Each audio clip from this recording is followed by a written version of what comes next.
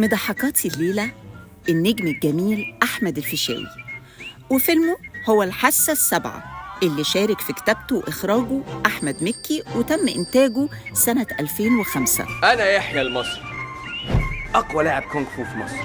يحيى المصري بطل الكونغ فو اللي بيحلم بالعالمية والشهرة والتقدير، لكن للأسف مش بيلاقي شعبية كبيرة للعبة بتاعته، فبيقرر يروح عند دجال علشان يساعده يحقق النجاح الكبير والشهرة العظيمة. اللعبة ملهاش جمهور في مصر. بيتعلم يحيى يقرأ الأفكار ويقدر يسمع كل كلام اللي حواليه ويفهمهم كويس، وبالذات في وقت اللعب. وبعد ما ينجح في إنه يبقى بطل مصر، بيقرر علشان يشتهر إنه يتحدى بطل العالم في الكونغ فو اللاعب الصيني فو مانشي.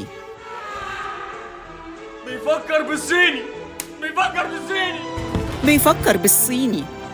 أشهر صيحة قالها أحمد الفيشاوي طول مشواره الفني، لدرجة إنها بقت إفيه من أهم إفيهات السينما المصرية اللي علق مع الجمهور من أول ما قالها، بعد ما اكتشف إنه مش عارف يفهم أفكار خصمه وبالتالي مش هيعرف يغلبه. أحمد الفيشاوي واحد من أهم الفنانين الشباب، بيقولوا عليه ابن الوز عوام، لأنه ابن الفنان الكبير فاروق الفيشاوي والفنانة الجميلة سمية الألفي. وحاول طول رحلته الفنية اللي ابتدت من الثمانينات مع باباه في السينما إنه يغير جلده أكتر من مرة ويقدم تنويعات مختلفة، بس للأسف الكوميديا رغم إنه بارع جداً فيها ما كانتش أكتر اختياراته، ولولا كده كان بقى واحد من أهم المضحكاتية في تاريخ الكوميديا بين كل أولاد جيله.